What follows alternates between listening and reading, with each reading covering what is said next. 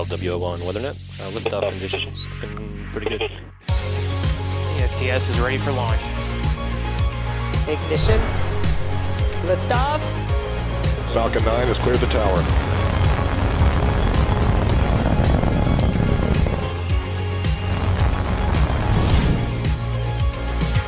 10, 9, 8, Side booster ignition. 6, 5, 4, 3, 2, 1.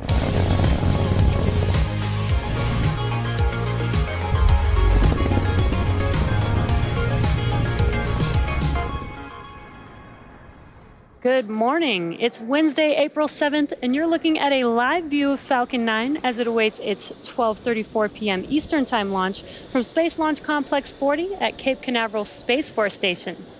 My name is Jesse Anderson, a lead manufacturing engineer here at SpaceX, joining you from our headquarters in Hawthorne, California. You're watching a live webcast for our 24th Starlink mission and our 10th mission of 2021, all on reflown boosters. Starlink is a satellite internet constellation designed and manufactured by SpaceX to provide high-speed, low-latency internet to people living in remote and rural locations around the globe. As the team continues to expand globally, we are also continuing to connect communities here in the United States. Just recently, the Nooksack Indian tribe became participants in the Starlink beta program. Located in Whatcom County in Washington state, most of the Nooksack tribal areas did not have the infrastructure to deliver high-speed internet to its residents. The Nooksack Tribal Council is providing more than 100 households in their community with Starlink service who had been negatively impacted by not having internet during the pandemic. These families began to receive service last month and are now able to use the internet for work, school, and even access telemedicine in the Starlink beta program. In other exciting news, located in Whatcom County in Washington state, who will be the first private tribal areas did not have the infrastructure to deliver high-speed internet. We'll share these new details for the Inspiration 4 mission a bit later in the webcast. Is providing more than 100 households T-minus 11 minutes and 45 seconds from negatively impacted by not having internet during the pandemic. So with that, these families began to receive service last month and are now able to use the internet for work, school, and even access telemedicine in the Starlink beta other exciting news, located in Whatcom County in Washington state, who will be the first Nooksack tribal. Our two-stage launch vehicle stands about 70 meters tall, and when it's fully fueled, it'll hold just over 1 million pounds of propellant, and the vehicle will burn through this in less than 3 minutes after liftoff.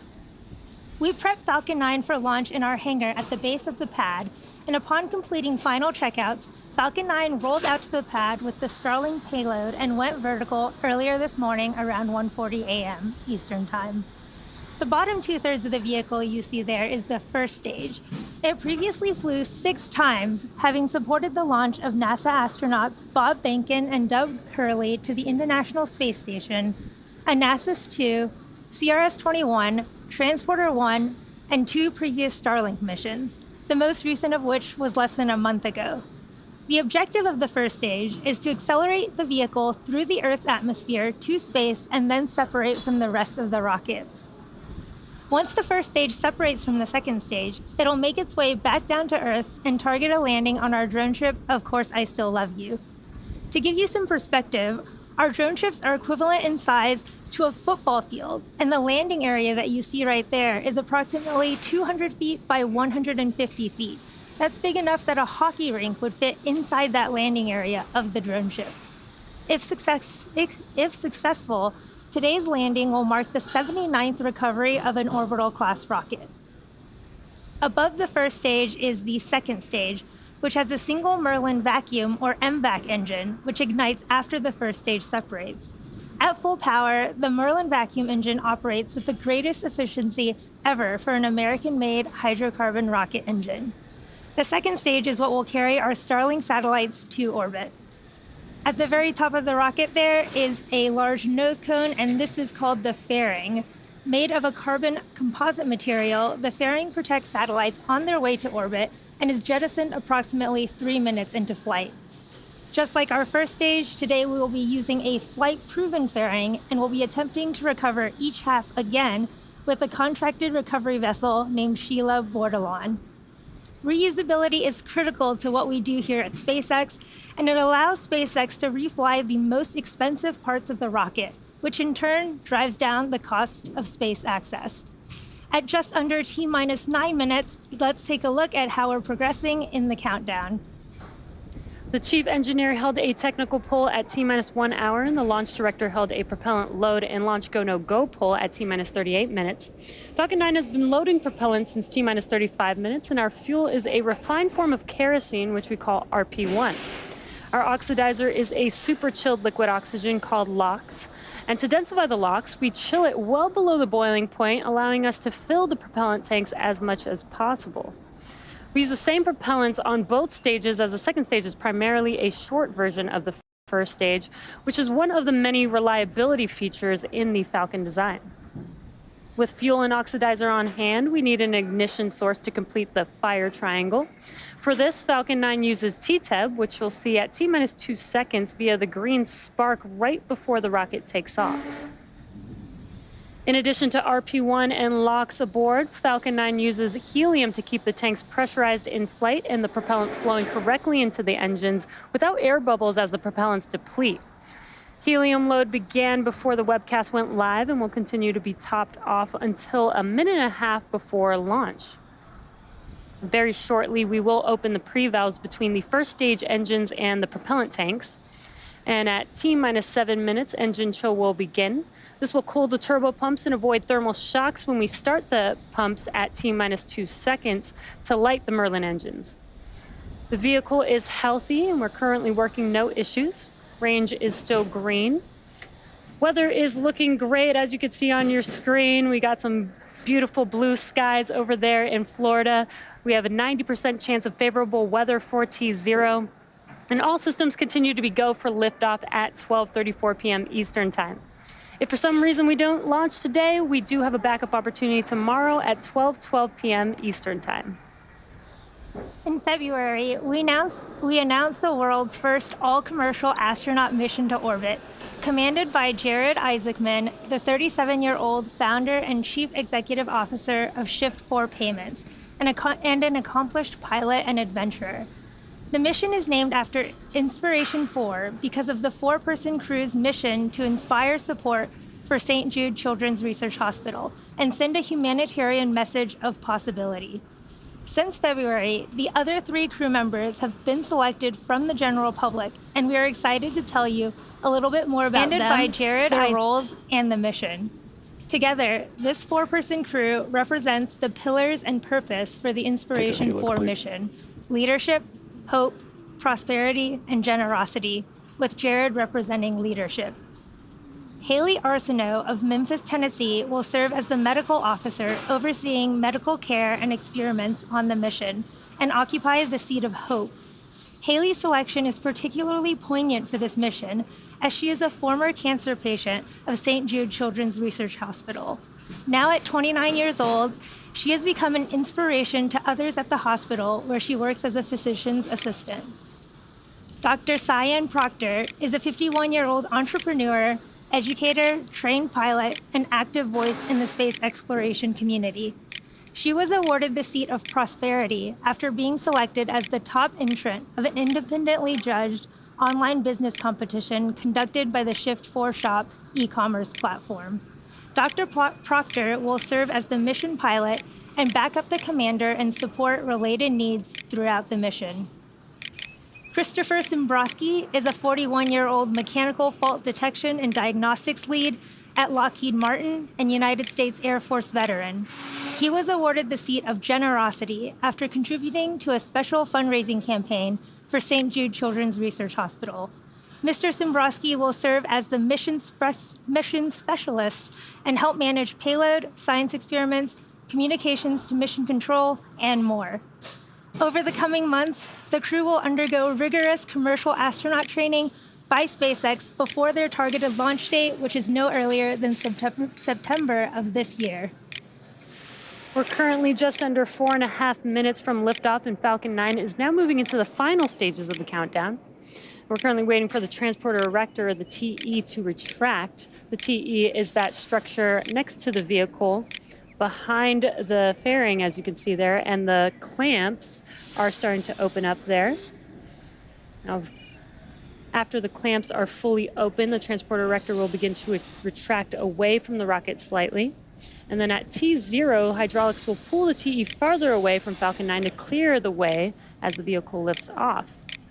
It looks like the clamps are just about finished, and the TE is retracting back. It looks very slight, but it's just enough to move away from the vehicle. And we use the TE to roll the rocket out to the pad and raise it to its vertical launch position. It also provides liquids, gases, electrical connections to the second stage, as well as air conditioning to the payload fairing. And it looks like that TE retraction is now complete. The first and second stages are both nearly fully loaded with 1 million pounds of kerosene fuel and liquid oxygen. Superchilled liquid oxygen is our propellant oxidizer, and when its temperature is increased, it turns from liquid to gas, which is why you see some white clouds around Falcon 9, and that's that liquid oxygen meeting the warmer... bleed verification. It's that liquid oxygen meeting that warmer, humid ambient air. Stage 1 LOX load complete. And there's that call out that stage 1 LOX loading is now complete. Second stage will wrap up LOX load at T-minus 2 minutes. T-minus 60 seconds, Falcon 9 will be in startup, and this means that the rocket's autonomous internal flight computers have taken over the launch countdown. Just inside of T-minus 2 seconds, we light the Merlin M1D engines, and we use TTEB, as I mentioned earlier, as our ignition fluid. And when TTEB mixes with oxygen, it burns a green-colored flame, and then we allow the fuel into the thrust chamber, and the engine comes up to full power for liftoff at T0. Now, Starlink payload continues to be healthy. No issues on the rocket. Weather is still looking beautiful over there in Cape Canaveral, and the range has cleared the surrounding ground, water, and airspace and are green for launch today.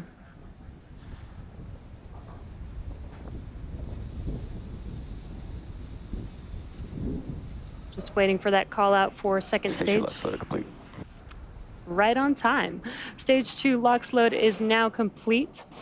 And with the completion of LOX load, we will start to vent out the LOX line on the transporter erector, so you'll see a lot more of that white cloud that I mentioned earlier. There you can see it on your screen.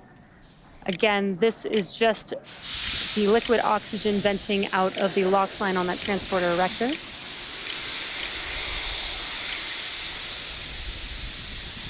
And just under 15 seconds or so, Falcon 9 will be in startup, and stage 1 and stage 2 will start to pressurize for launch.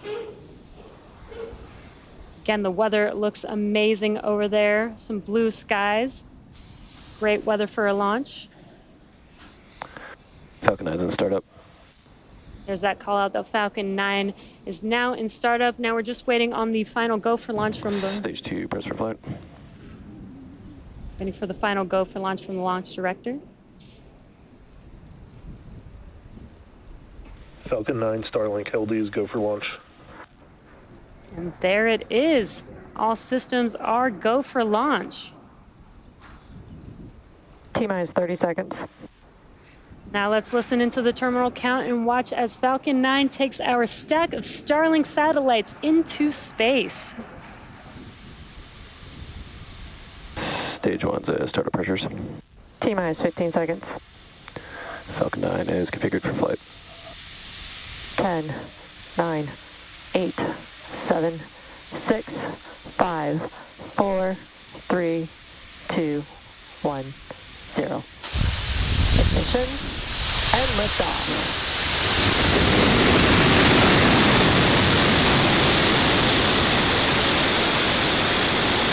Falcon is pitching downrange.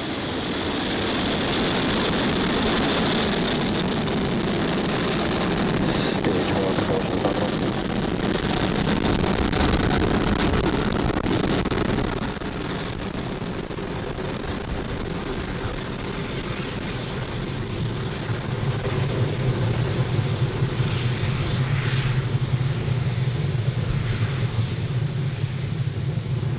Falcon 9 has successfully lifted off from Cape Canaveral Space Force Station, carrying our stack of Starlink satellites to orbit. Nominal power and telemetry. Max-Q is the next major event coming up here shortly, which will now be throttling down the engines, the M1D engines on that first stage for. Max-Q is the maximum aerodynamic pressure that the vehicle sees on ascent. Vehicle is supersonic. And the weather, again, is looking beautiful. Clear skies with an amazing view of Falcon on ascent there. Max Q. There's that call out that we have passed through Max Q. So in about a minute, we'll have 3 events happening back to back.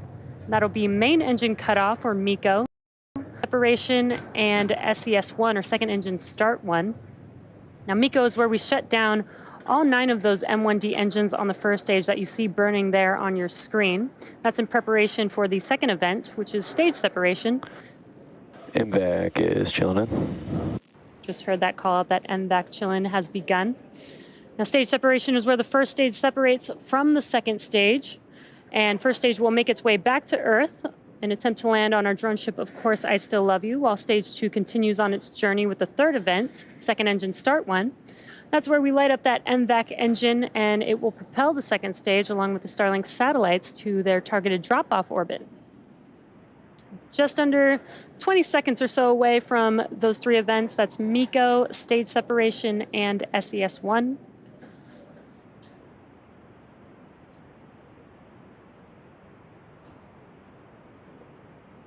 You should be able to see MECO here in a few seconds with those 9 M1D engines shutting down here shortly.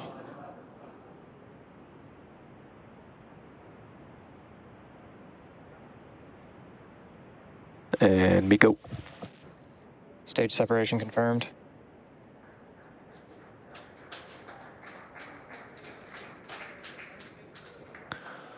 MVAC ignition and throttle up. And there we've had main engine cutoff and stage separation. You can see that from the ground tracking view there. We did have a good call out of second engine start 1 on the second stage. Fairing jettison confirmed. And we heard the call out for fairing deploy.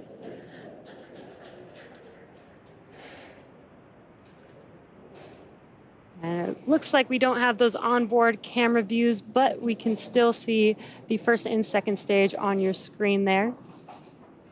Now, as a reminder, we will be attempting to recover the fairing halves today with our contracted recovery vessel named Sheila Bordelon.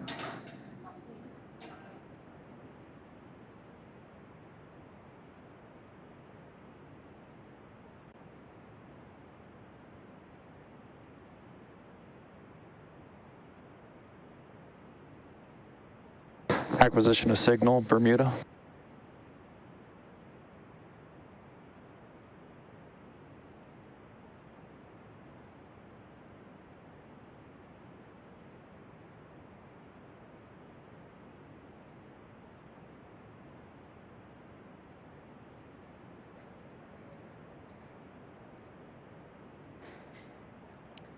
And it does look like fairing separation was good.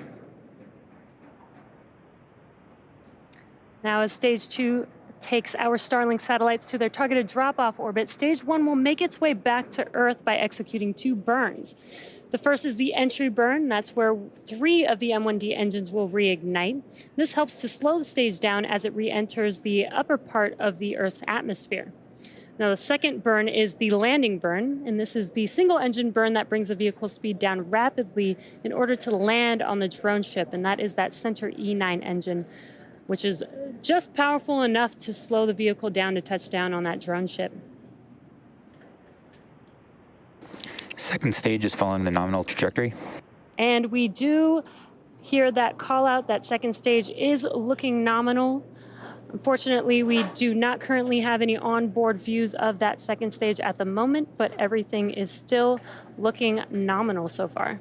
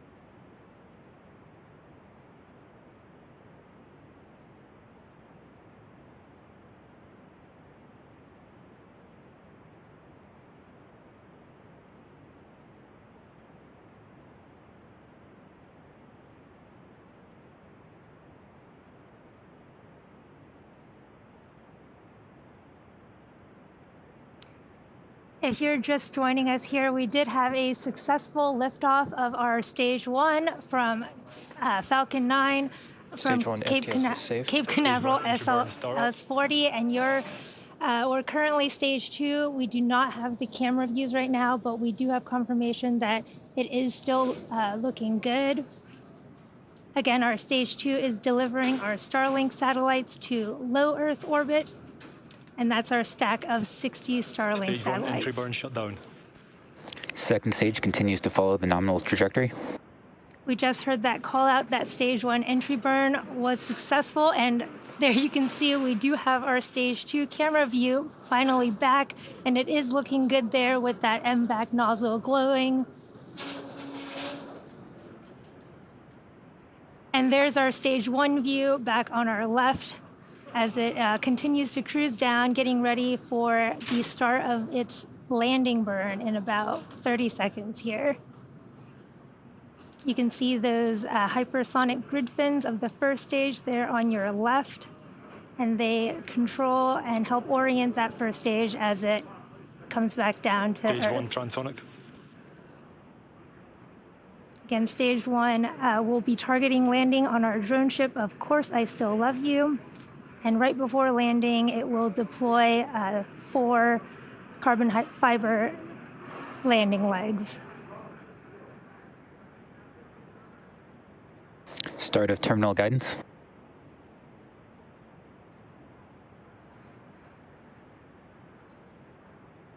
Stage 1 landing burn.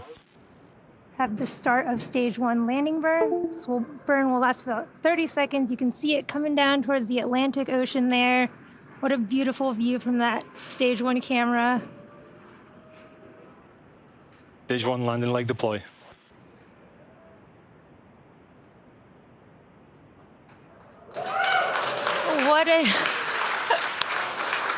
What an amazing view. Stage 1 landing confirmed. What an amazing view of that Stage 1 landing burn. We got our cameras back just in time for that. And this marks our 79th successful recovery of an orbital class rocket. And the 7th recovery of this particular booster. Expected loss of signal, Kate. We had an expected loss of signal there, but Nominal orbital insertion. we did have confirmation of second engine cutoff and a good orbit. And now Stage 2 is going to coast in this orbit for the next 35 minutes or so. And while that happens, take a look at this animation showcasing where we are in the coast phase, and we'll see you back here at T plus 45 minutes for a second stage relight.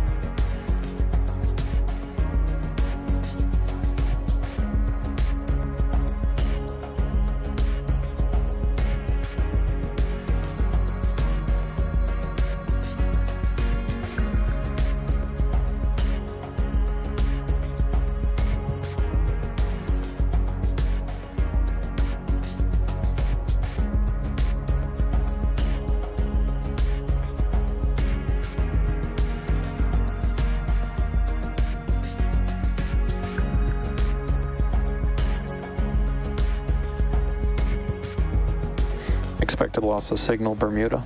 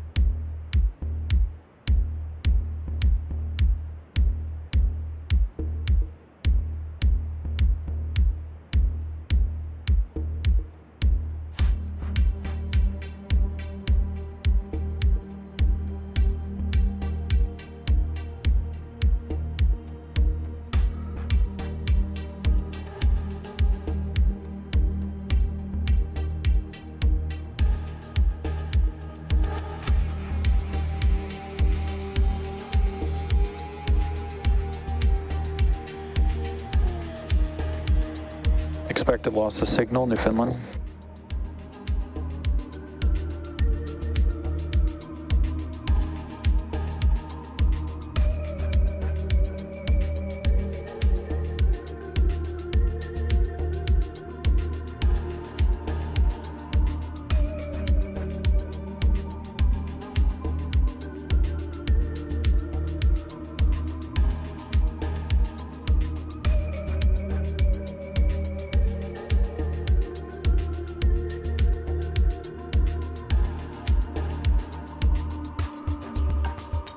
Acquisition of signal, Goonhilly, England.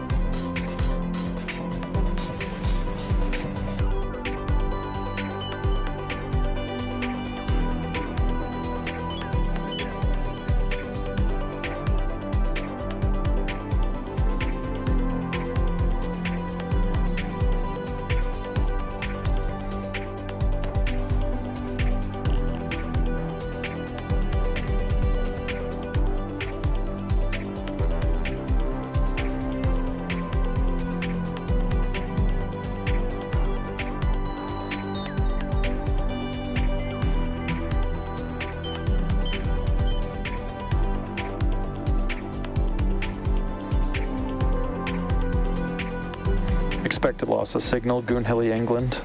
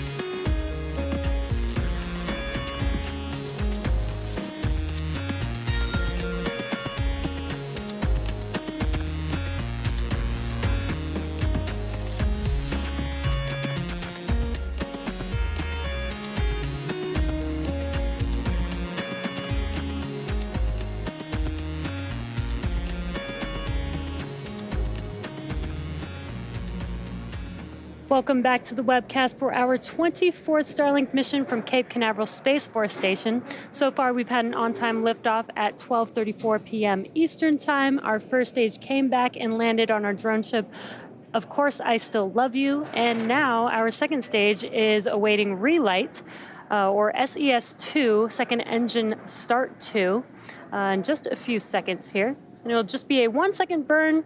It's a very quick burn. It may not look like much on your screen, but it does take us to our targeted drop-off orbit. So we should hear that call out coming shortly here.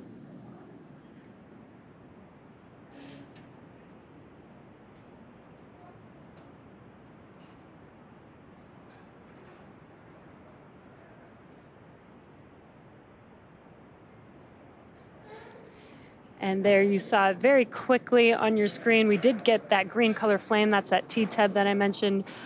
We did have SES-II and SECO-2.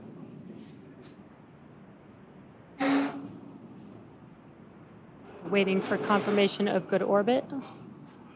And we did confirm a good orbit. So again, our Starlink sats will ultimately end up in a LEO, or low Earth orbit, about 550 kilometers above the Earth's surface, which is different than your typical geostationary or geosat, which orbits roughly 36,000 kilometers above Earth.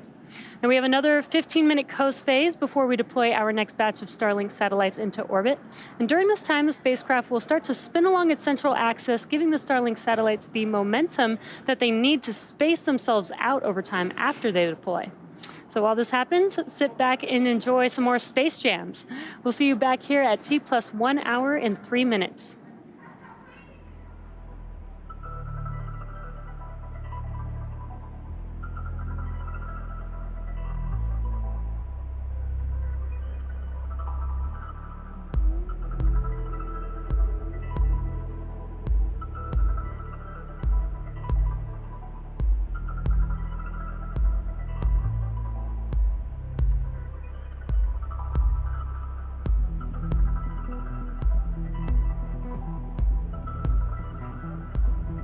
Expected loss of signal, Diego Garcia.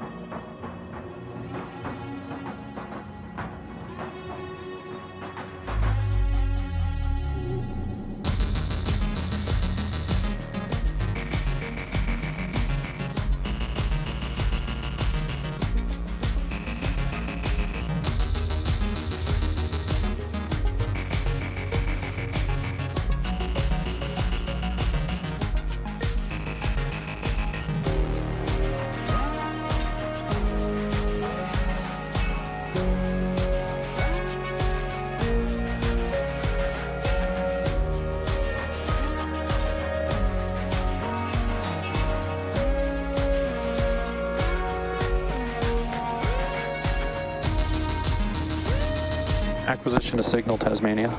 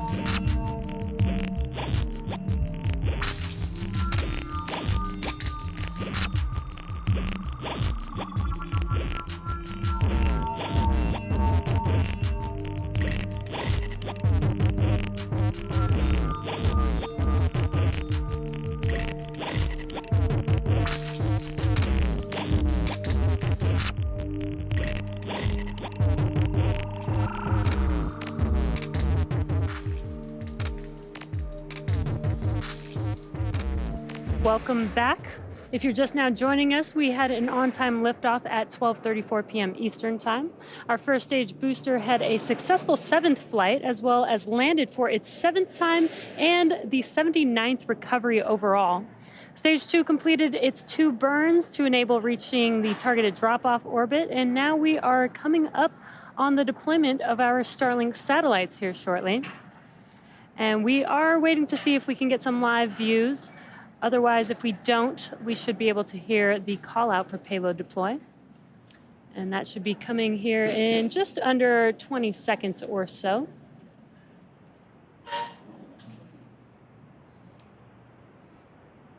And again, our second stage was spinning in preparation for the deployment of these Starlink satellites, and that gives them some momentum to spread themselves out over time after they deploy.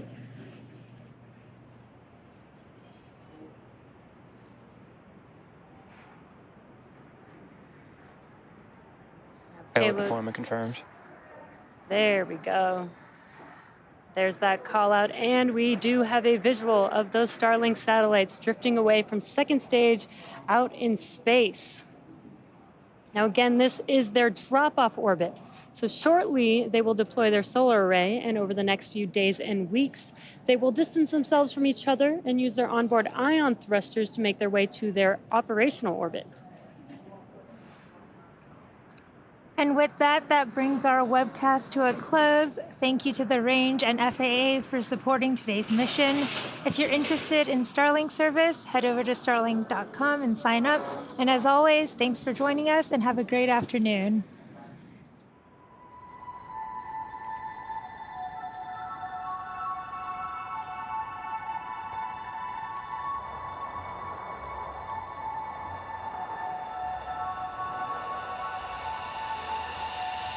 Bye.